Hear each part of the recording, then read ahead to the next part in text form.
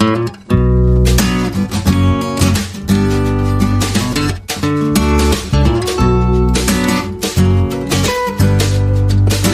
योग गीता में आप सभी का स्वागत है। सबसे पहले श्री हनुमान जी की वंदना। श्री गुरु चरण सरोज रज निज मन मुकुर सुधार, वरुणो रघुवर विमल जसु गोदायक प्रचार, बुद्धि तनु जान के बल बुद्धि विद्या देहु मोहि हरु कलेश विकार। श्री हनुमान जी की। श्री गणेश जी गणपति जी की वंदना। वक्रतुंड महाकाय सूर्यकोटि संप्रभा, निर्विघ्नं कुरु मे सर्वकार्येषु सर्वदा। अगला जो श्लोक है वह है 42।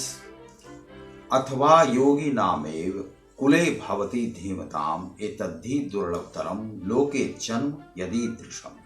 अथवा या योगी नाम विद्वान योगियों के एव निश्चय ही कुले परिवार में दुर्लभतरम अत्यंत दुर्लभ लोके संसार में जन्म जन्म यत जो ईदृशम इस प्रकार का।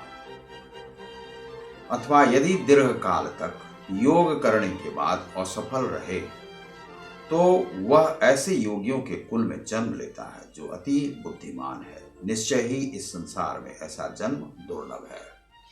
अब योग भ्रष्ट जो व्यक्ति है, जो बीच में ये बहुत योग किया, साधन किया, ध्यान किया, लेकिन फिर भी उसे वह सिद्धि प्राप्त नहीं हुई, तो उस स्थिति में श्री कृष्ण कहते हैं कि इस अवस्था में वह ऐसे कुल में जन्म लेगा जहां पर योग, ध्यान, पूजा आदि बहुत ज्यादा होता है और उस कुल में जन्म लेना ही सौभाग्यशाली व्यक्ति का कर्म है। तो ऐसे में जन्म लेगा और वह अपने कर्म को पूर्ण करेगा। और इसके बाद जो 43वां श्लोक है उसमें कहते हैं तत्र तंग बुद्धि संयोग लभते पौर्व देहिकम यतते च ततो भूयः संसिद्धो कुरु नंदन। तत्र वहां तम उस बुद्धि संयोगम चेतना की जागृति को लभते प्राप्त होता है पौर्व देहिकम पूर्व देह से कुरु नंदन संसिद्धो सिद्धि के लिए हे कुरु पुत्र, हे कुरु नंदन। ऐसा जन्म पाकर वह अपने पूर्व जन्म की दैवी चेतना को पुनः प्राप्त करता है और पूर्ण सफलता प्राप्त करने के उद्देश्य से वह आगे उन्नति करने का प्रयास करता है।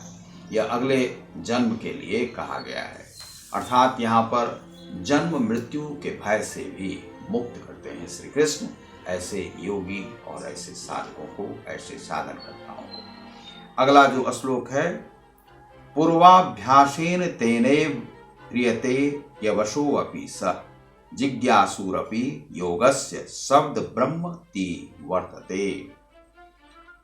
पूर्व पिछला अभ्यासेन अभ्यास से जिज्ञासु उत्सुक अपि भी बोधगम्य योगस्य योग के विषय में अति वर्तते पड़े चला जाता है, उल्लंघन करता है। शब्द ब्रह्म शास्त्रों के अनुष्ठान अपने पूर्व जन्म की दैवी चेतना से वह ना चाहते हुए भी स्वतः योग के नियमों की ओर आकर्षित होता है। ऐसा जिज्ञासु योगी शास्त्रों के अनुष्ठानों से परे स्थित होता है। और अगले जो 45वां श्लोक है उसे हम लोग देखते हैं प्रयत्नाद्यत मानस्तु योगी संशुद्ध किल्बिषः अनेक जन्म संसिद्ध अस्ततो याति पराम गति। प्रयत्नात् कठिन अभ्यास से किल्बिषः जिसके सारे पाप अनेकानेक जन्म जन्मों के बाद संसिद्ध सिद्धि प्राप्त करके ततः तत्पश्चात याति प्राप्त करता है, पराम सर्वोच्च गति गंतव्य को प्राप्त होता है। और जब योगी समस्त कल्मश से शुद्ध होकर सच्ची निष्ठा से आगे प्रगति करने का प्रयास करता है तो अंततो गत्वा अनेकानेक जन्मों के अभ्यास के पश्चात सिद्धि लाभ करके वह परम गंतव्य को प्राप्त करता है, परम गंतव्य पर वह चला जाता है। बहुत अनेकानेक जन्म लगते हैं, यह गीता के अनुसार से है, लेकिन मनुष्य यदि सदकर्म के साथ रहता है तो अनेकानेक जन्म नहीं लगते हैं। वह जो है अपनी सिद्धि को प्राप्त कर सकता है। 1 वर्ष भी यदि कर लिया जाए, 12 वर्ष भी कर लिया जाए साधन के साथ, यह नहीं है कि आप पूरी तरह से मुक्ति और योग में और पलायन में चले जाएं। आपका यदि हृदय पवित्र है, बुद्धि पवित्र है, शक्तिशाली शरीर मिला हुआ है, तो आप प्राप्त कर सकते हैं। तो श्री कृष्ण ने कहा है कि अनेकानेक जन्म, लेकिन हम आपको बता रहे हैं कि यदि आप क्रिया योग के माध्यम से जाते हैं और आप करते हैं और आपका बुद्धि पवित्र है, मन पवित्र है, मन को आपने साध लिया है, तो आप शुद्धि को प्राप्त कर सकते हैं और क्रिया योगी बन सकते हैं और एक ही जन्म में आप प्राप्त कर सकते हैं। यह मेरा ध्येय है।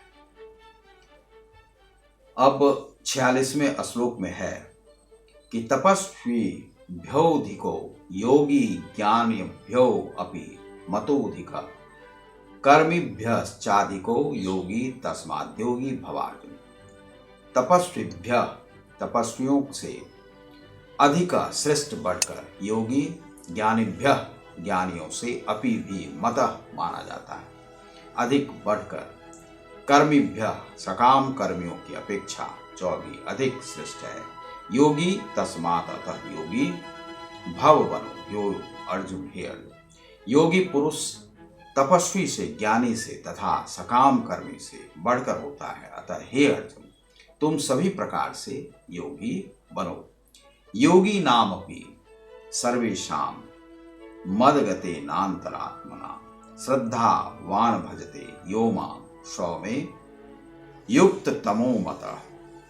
योगी नाम, योगियों में से, अपि भी, सर्वेषां, समस्त प्रकार के, मत गतेन, मेरे परायण, सदैव मेरे विषय में सोचते हुए, अंतः आत्मना, अपने भीतर, श्रद्धावान, पूर्ण श्रद्धा सहित भजते, दिव्य प्रेमा भक्ति करता है। यह जो माम, मेरी, परमेश्वर की, सह वह, मेरे द्वारा युक्त तमः, परम योगी मतः माना जाता है।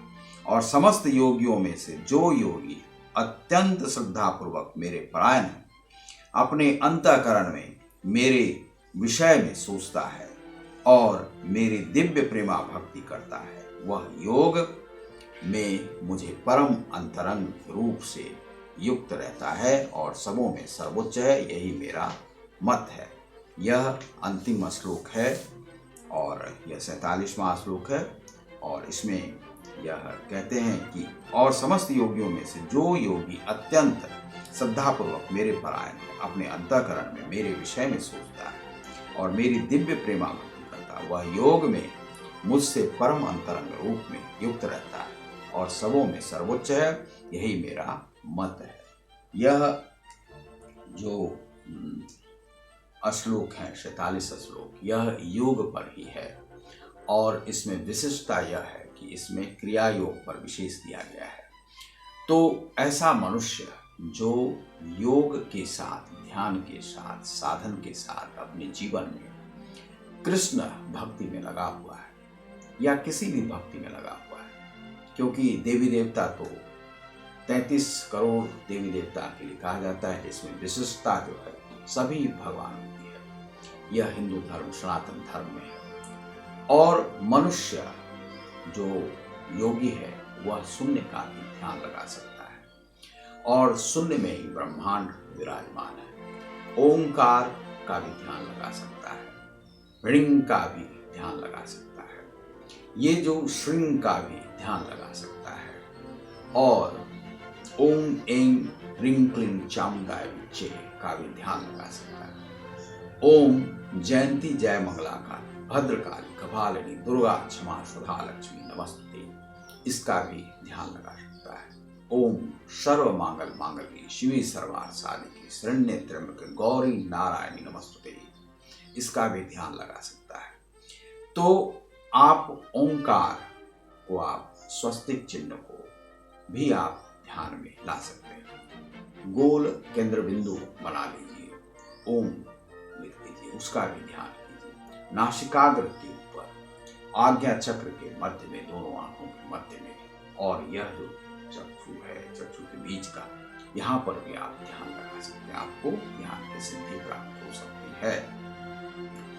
सारे कर्मों को त्याग करके आप केवल योग कर्म ना करें, क्योंकि आपको घर गृहस्थी भी चलाना है। गृहस्थ आश्रम में रहते हुए आप अपने कर्म को करते हुए योग को सिद्ध करें, तभी आपकी महानता है। दूसरा कि आप योग सिद्ध करना चाहते हैं तो यह जन्म जन्मांतर की बात कही जाती है, लेकिन जन्म जन्मांतर की यहाँ पर बात नहीं है।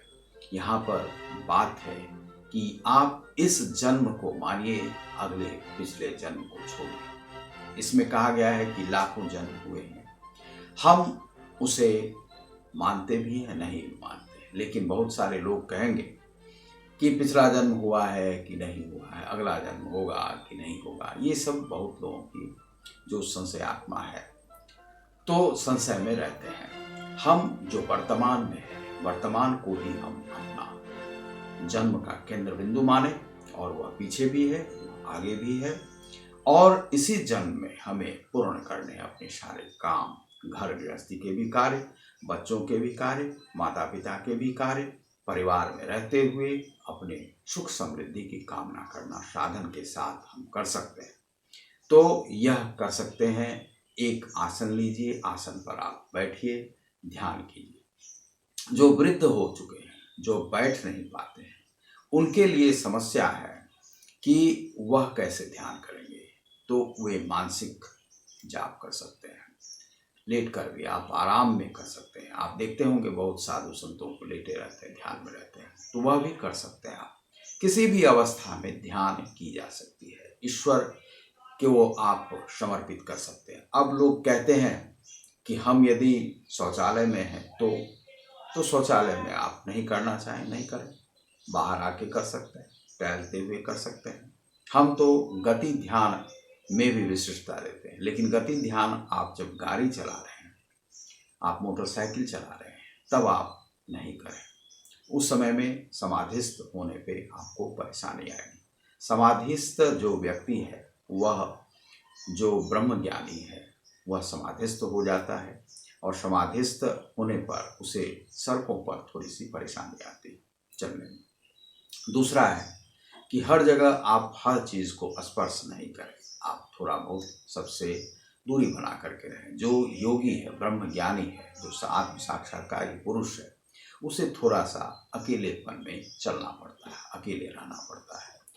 और जो साधु न चले जमात, यह आप जानिए, आपको अकेले इस संसार में चलना पड़ता है, लेकिन परिवार आदि का भरण पोषण करते हुए यह आप कार्य करें। नौकरी करते हुए भी आप कर सकते हैं, सेना में है तब भी कर सकते हैं। और सेना के लिए तो यह पूरा गीता जो है, समझिए कि वह पूरा साधन मार्ग है। वह महाभारत की कथा के साथ साथ मृत्यु और जीवन का पूरा जो है ज्ञान उसमें दिया गया है। तो योग की विशिष्टता यहाँ पर है। तो श्री कृष्ण और अर्जुन के संवाद को योग के माध्यम से हम लोग 6ठे अध्याय में देखते हैं। अब हम लोग जो आगे का जो श्लोक, चूंकि इसमें क्रिया योग पर विशेष था, तो क्रिया योग पर हमारा जो है सुया कक्षा है। तो जो लोग नामांकन लेना चाहते हैं, अपना यदि स्वाध्यायी हैं, स्वाध्याय करते हैं, तो वे वृद्ध लोग भी इसमें ले सकते हैं। आपको जरूर कुछ ना कुछ जीवन के लिए ज्ञान प्राप्त होगा। हो सकता है कि मैं उतना यह नहीं आपको लगूं, लेकिन कुछ ना कुछ ज्ञान आपको जरूर प्राप्त होगा। और गीता तो महाज्ञान है, हम उसमें कुछ लेते नहीं हैं, वह गीता में जो कहा गया है, लेकिन थोड़ा सा जीवन के अनुभव को हम उसमें मिलाकर चलते हैं, साधन के अनुभव को, क्रिया योग के अनुभव को मिला करके चलते हैं, तो वह आपको मिलेगा। जो लोग विदेश में रहने वाले हैं, वे इसे ले सकते हैं $199 में।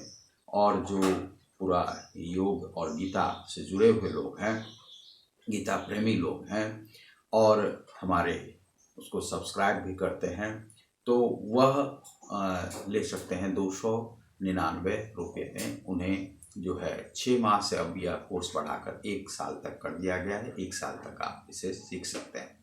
दूसरा है कि जो लोग हिंदी माध्यम से हैं और भारत में रहते हैं, जो भारत से बाहर हैं, वह $199 देंगे, और जो भारत में रहते हैं, हिंदी भाषी हैं, भारत में रहते हैं, चाहे इंग्लिश भाषी भी हैं, तो उनके लिए है 1099 रुपये वे दें, 1 साल का वह कोर्स करें। जो भी उन्हें क्वेश्चन यहाँ से प्राप्त होंगे वह उस क्वेश्चन को अपना व्हाट्सएप नंबर देंगे, ईमेल आईडी देंगे और अपना नाम पता भी भेजेंगे। तो जो भी यहाँ से लिटरेचर भी उन्हें मिलेगा तो वह भी उन्हें दिया जाएगा। यदि कुछ लोग चाहते हैं कि उन्हें कुछ गीता का पुस्तक भी दिया जाए, तो पुस्तक के लिए एक है कि 151 रुपये आप प्रदान करेंगे तो आपको उसमें कुछ सिंपल कुछ पुस्तक दिए जाएंगे। यदि आप 500 रुपये देते हैं तो लगभग 3 पुस्तकों के आसपास आपको प्राप्त होंगे। यदि आप 1000 रुपये भेजते हैं तो आपको उसमें 7 बुक्स दिए जाएंगे।